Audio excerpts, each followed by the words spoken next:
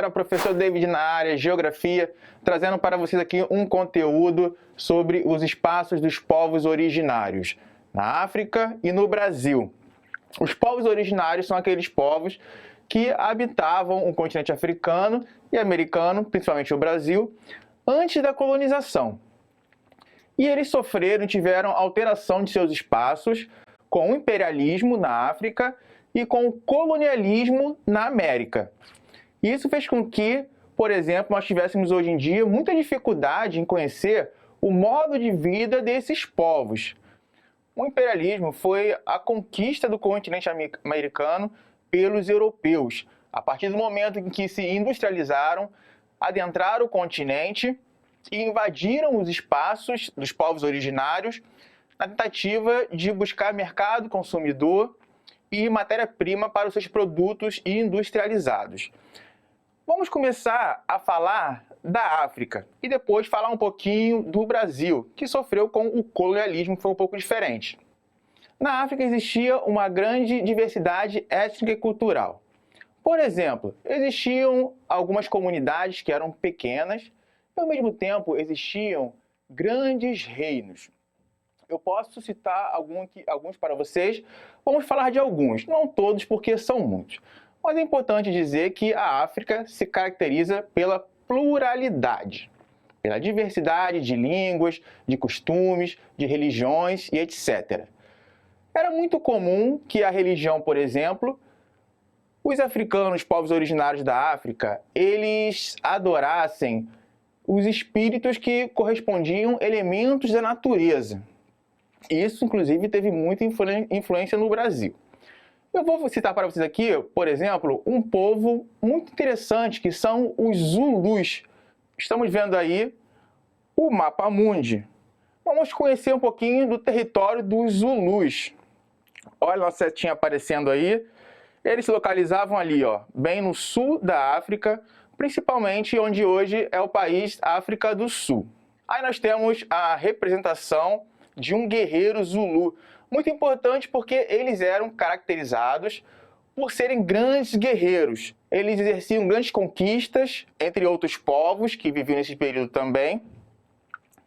E foram muito importantes na resistência contra os britânicos, que foram os imperialistas que invadiram e controlaram essa região da África. É importante salientar também que os Zulus se caracterizavam pelas miçangas bonitas. Miçangas são esses utensílios, apetrechos que eles usavam feitos de semente, de dentes de animais, entre outros elementos como pedras, como vocês podem observar aí nessa figura. Eles habitavam este tipo de paisagem, que é a savana. A savana, que é caracterizada por essa área aberta, com gramíneas, esse mato mais alto, e algumas árvores esparsas. Então, esse era o espaço deles e eles se relacionavam com a natureza de um modo harmônico, sem agredir, sem destruir a natureza, diferentemente do que ocorreu com a invasão britânica através da exploração que ocorreu, principalmente de metais preciosos. Uma curiosidade muito interessante aqui comigo do povo Zulu é que, por exemplo, com relação à distinção social, para eles, ter maior número de vacas representava um maior prestígio social. E eles poderiam ter várias mulheres com relação ao casamento, mas isso desde que eles pudessem sustentá-las. Olha só.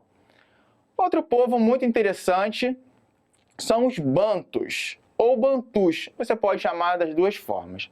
Vamos ver a localização deles aí no nosso mapa? Olha aí. De novo, a setinha apareceu aí e para onde ela foi? Lá na África subsaariana, que é a região da África que se localiza ao sul do deserto do Saara. Então, eles ocupavam toda essa parte central aí do deserto do Saara. É muito interessante porque esses povos, eles eram bem desenvolvidos e durante os primeiros séculos da era cristã, eles eram considerados, as suas principais cidades, eram consideradas as principais cidades mais ricas do mundo. Principalmente porque, através do comércio, eles comercializavam ouro, comercializavam marfim, mas eles viviam da caça, da agricultura e da coleta também. Mas esse avanço técnico que eles possuíam, como por exemplo, eles já dominavam a metalurgia, a produção de metais, fez com que eles tivessem um domínio nessa região, inclusive conquistassem povos vizinhos e participassem da venda de escravos, do tráfico negreiro. Muitos que vieram para o Brasil. Conhecer um pouquinho mais dos bantus. Olha só, uma imagem aí que representa algumas crianças desta etnia e a sua paisagem. A paisagem que é a savana também, que se localiza ali ao sul do deserto do Saara. Então, eles viviam numa área de transição entre o deserto e a floresta tropical do Congo. E a savana é justamente isso, essa transição. Lá na África subsaariana também viviam os iorubás. Este povo é muito interessante porque eles tiveram uma influência direta no Brasil. Foram eles principalmente que foram escravizados e trazidos pelo tráfico negreiro. E com isso trouxeram também a sua cultura. Eles influenciaram bastante na cultura brasileira. Eles influenciaram, por exemplo, a criação de uma religião muito conhecida, que é o candomblé, e a capoeira. É importante salientar para vocês, olhem na sua tela, a capoeira. Nós podemos observar a imagem aí, salientando a capoeira para vocês, como ela era praticada aí no período colonial do Brasil, e o candomblé, que é uma religião muito conhecida aqui no Brasil. Aqui no Brasil também eles eram conhecidos popularmente como nagôs. Você já ouviu falar, por exemplo, do abadá? Teve influência também iorubá. O abadá é aquele tipo de camisa que é utilizado em festas de carnaval, em várias festividades, que é muito conhecida aqui no Brasil. Tiveram influência na culinária, na música, em vários elementos. E aí, agora nós já conhecemos um pouquinho dos povos originários do continente africano. Vamos então viajar agora pelo mundo e conhecer um pouquinho da América, principalmente o Brasil, os povos originários brasileiros. Olha aí na sua tela. Nosso mapa-mundi, a setinha aí, ó, ela vai viajar. Foi para lá, subiu e parou ali bem no centro do Brasil. Qual era o tipo de povo originário que vivia nesta região? Estamos falando dos Guaranis, também conhecido como Grande Povo, porque eram numerosos. E é difícil precisar aonde eles se localizavam, porque eles se localizavam por todo o Brasil. Olha só, a setinha dando a voltinha aí. Então, pessoal, uma característica muito interessante deste povo originário aqui do Brasil é que eles eram migrantes. Eles sempre se deslocavam, como eram caçadores, coletores, praticavam agricultura. Eles, quando o solo esgotava em certo território, eles deixavam o solo se recuperar e iam para outro território. E também para renovar, para que a natureza pudesse se renovar, né, com relação à sua prática da coleta. Com a invasão portuguesa aqui, devido ao colonialismo, o período do metalismo, lá no século XV, fez com que os portugueses viessem para cá no interesse das riquezas naturais que existiam aqui, principalmente as pedras preciosas. Então eles tiveram seus territórios invadidos, houve tentativa de escravidão e eles tiveram cada vez mais que aumentar essa intensidade da migração que eles praticavam. Olha aqui, um elemento muito interessante da cultura dos Guaranis é, por exemplo, a música. A música, de modo geral, dos povos originários da América e do Brasil, existe a presença de alguns instrumentos como chocalhos, por exemplo, batuques.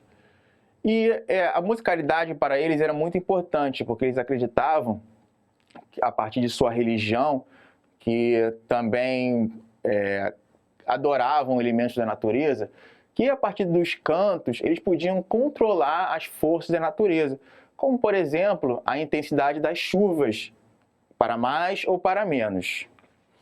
Outro povo importante também são os macuxis. Olha aí na sua tela. Setinha viajando agora para onde? Olha lá. Lá para o norte do Brasil, na região ali entre Venezuela, Guiana e a Amazônia. Aí, uma comunidade, macuxi, eles ocupavam um tipo de paisagem natural que poderia variar.